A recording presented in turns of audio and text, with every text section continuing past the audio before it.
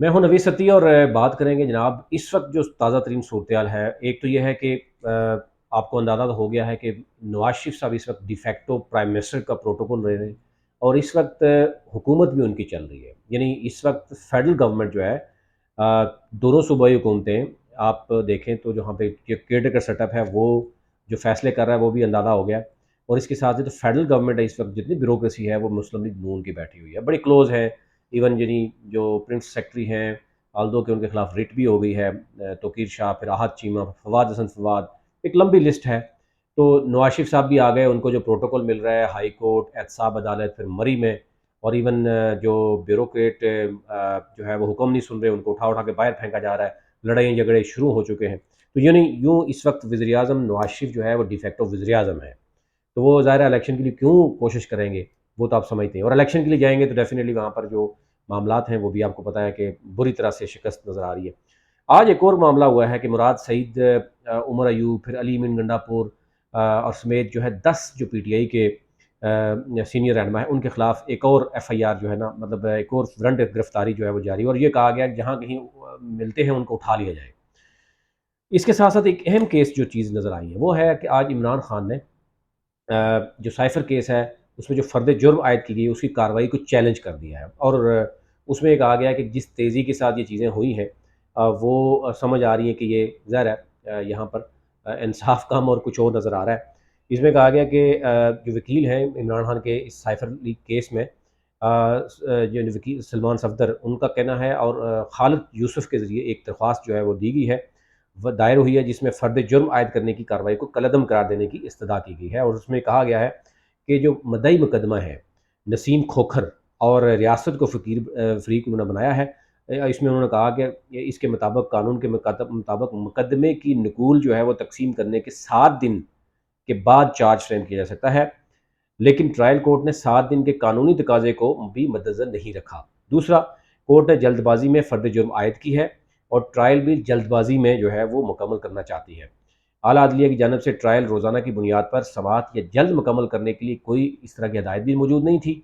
लेकिन जिस तेज़ी के साथ ये मामला चल रहा है, इस पे बात की गई है कि ये जो इस वक्त कार्रवाई है उसको बाकायदा तौर पर जो है वो कार्रवाई को चैलेंज कर दिया गया है। अब देखना यह है कि क्या होगा। आप जानते ही हैं हाई कोर्ट में क्या हो रहा है। परवेज़ इलाही को एंटी करप्शन लाहौर के हवाले करने की बात की गई थी। आज साफ इनकार कर दिया गया, दरख्वास्त मुस्तरद कर दी गई कि जनाब परवेज़ इलाही को वहाँ पे नहीं किया जाएगा। इसी तरीके से अगर इमरान खान की जो ज़मानत के हवाले से जो दरख्वास्तें थी उनकी बहाली की समाअत होनी थी, वो बेंच ही टूट गया है। और नवाज शरीफ के लिए सारे बेंच बन रहे हैं, इमरान खान के लिए सारे बेंच टूट रहे हैं। और लेवल प्लेइंग फील्ड अब इस लेवल पे आ चुकी है कि आप अंदाज़ा कर सकते हैं। फिर जज साहब कहते हैं कि इमरान खान खुद को जेल में जो है वो महफूज समझते हैं, ये उनका ये कहना है। फिर इसी तरीके से बाकी अगर हम देखें तो जो वारंट गिरफ्तारी हुई है 10 पीटीआई के रहनुमाओं की, वो भी सवालिया निशान है कि ये हुआ क्या रहा है। पीटीआई समेत कुछ इस तरह के इदारे हैं जो इस कदर इस वक्त खसारे में हैं। आप अंदाज़ा कर सकते हैं कि पीआईए को 16 रोज़ में 10 अरब से ज़ायद नुकसान हुआ है। पीएसओ ने पीआईए को जो है वो फ्यूल देने से इनकार कर दिया। ये दोनों सरकारी इदारे हैं। आप इसी से अंदाज़ा करें। लेकिन सरापा एहतजाज पाकिस्तानी हैं। और फिर आप बात करें कि बाहर से कौन आएगा जब आपकी स्टेट का जो फ्लैग उठाने वाला आपका पीआईए है, उसको फ्यूल ही नहीं मिल रहा। इससे बड़ी यानी और किस तरह की जो है वो आपकी दिवालियापन होता है कि आपके ऐसे इदारे जो फ्लैगशिप लेके चलते हैं पूरी दुनिया में, वही उनको ही आपने 50 से ज़ायद फ़्लाइट्स जो हैं वो कैंसल हुई हैं फ्यूल ना होने की वजह से, जिससे अभी तक जो बताया जा रहा है 10 अरब का नुकसान हो चुका है। इसी तरीके से जो 71 करोड़ डॉलर कर्जा जो है आईएमएफ से, उनको जनाब मुज़ाकरात हो रहे हैं। 2 नवंबर को मुज़ाकरात शुरू हो रहे हैं और कहा जा रहा है कि नवंबर दिसंबर में अगेन जो है वो एक और तलवार लटकेगी और वो होगी आइंदा आने वाले जिन जो होगा कि किस्त कैसे देनी है। ऑलरेडी आपने देखा होगा कि सर्दियों में गैस, गर्मियों में बिजली। अब सर्दियों में गैस जो है वो 193 यानी 193% महँगी हो गई है। अब इसी से अंदाज़ा करें कि गरीब बेचारा अब गैस से महरूम हो गया, गर्मियों में जो है वो बिजली से महरूम हो गया। आप गर्मियों में बच्चों, अब देखें, 2 जिसके 2 बच्चे हैं, मज़दूर है, उस बेचारे को 50-50 हज़ार भी बिल आया है और ये सूरत-हाल है। इस वक़्त पूरी की पूरी स्टेट जो है वो मफ़लूज नज़र आती है। इस वक़्त कोई आइन कहीं आपको नज़र नहीं आ रहा।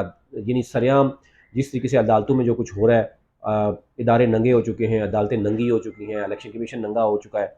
यानी इलेक्शन कमीशन जिसको आईनी इदारा कहते हैं, जिसके पास बहुत ज़्यादा पावर्स हैं, उसके साथ जो कुछ हो रहा है वो आपके सामने है। ये तो ओवरऑल अपडेट थी, आप तक रखनी थी।